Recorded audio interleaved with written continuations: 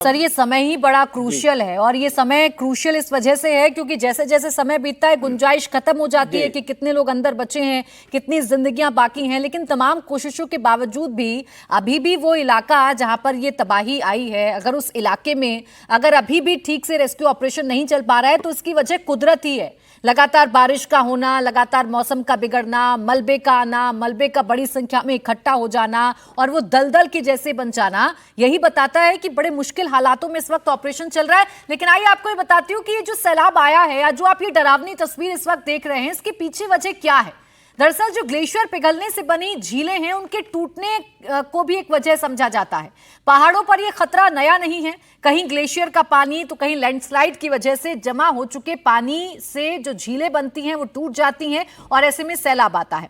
लेकिन इन दोनों में फर्क क्या है, आइए वो भी मैं आपको समझा देती हूँ। ये दोनों ही झील जिनके बारे में हम बात कर रहे हैं वो क्या है, एक है GLOF और एक है LLOF।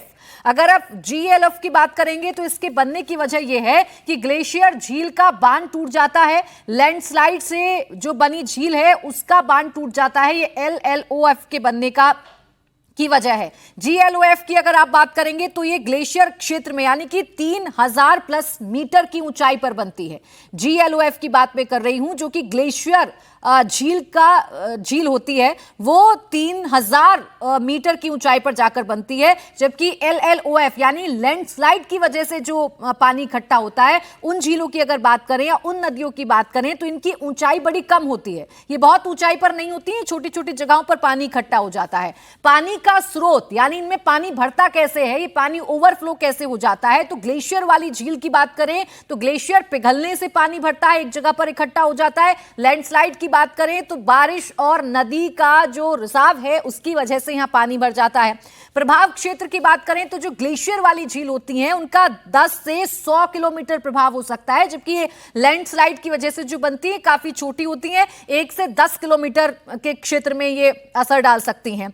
अगर आप बात करेंगे ग्लेशियर झील की तो ये बहुत कम गंभीर होती हैं लेकिन छोटे पैमाने पर, यानी बहुत ज्यादा नुकसान नहीं पहुंचा सकती हैं लेकिन बहुत ही छोटे पैमाने पर होती हैं। तो ये दो अलग अलग प्रकार की वजह हैं जिनके बारे में इस वक्त सबसे ज्यादा चर्चा की जा रही है और माना जा रहा है इस केस में भी कि जो ग्लेशियर्स हैं वहां जो छोटे छोटे पॉन्ड्स हैं उन पॉन्ड्स में से पानी शायद बहा होगा और ये भयावह जो मंजर है हमें देखने को मिला होगा।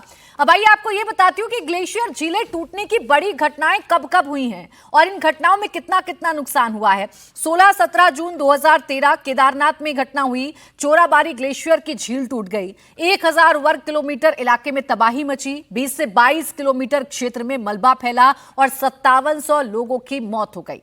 जबकि 7 फरवरी 2021 आप चमोली की बात करेंगे तो यहां भूकंप और बारिश से ग्लेशियर झील टूट गई थी, 15 मिलियन क्यूबिक मीटर मलबा बह गया था, 20 मीटर प्रति सेकंड की स्पीड से सैलाब आया था, 200 से ज्यादा लोगों की मौत हो गई थी। 1970 की बात करेंगे तो सुंदरधुंगा ग्लेशियर झील फटी थी, अलकनंदा नदी में बाढ़ आई थी, भूकंप की वजह से झील टूटी थी, 15 क्यूबिक मीटर प्रति सेकंड स्पीड से ये जो सैलाब था वो आ गया था।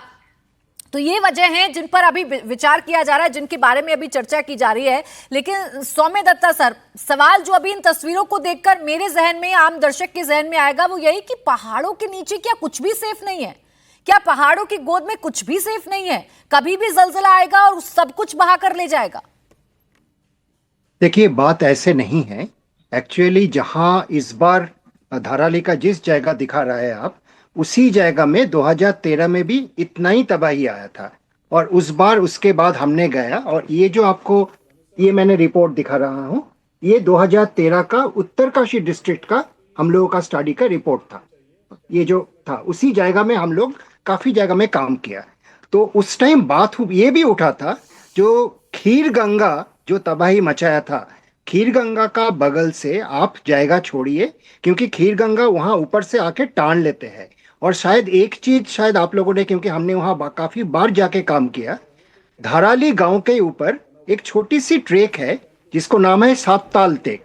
7 ताल मतलब 7 झील है ऊपर, जिसमें एक 6 झील ही दिखता है, एक तो झील दिखता नहीं है। तो मतलब काफी ऊपर, मुझे अभी किसी को पता नहीं है क्या वो झील से पानी बर्स्ट किया है, माने मोरेन डैम ग्लेशियर से ऊपर आया है, अभी ये पता चलेगा जब स्टडी हो जाएगा। लेकिन ये भी एक पॉसिबिलिटी है, जो ऊपर जो 6 जो बड़ा, उसमें बड़ा छोटा मीडियम हर एक किस्म का लेक है, तो उस लेक से भी इतना बारिश चल रहा था, ये भी एक पॉसिबिलिटी है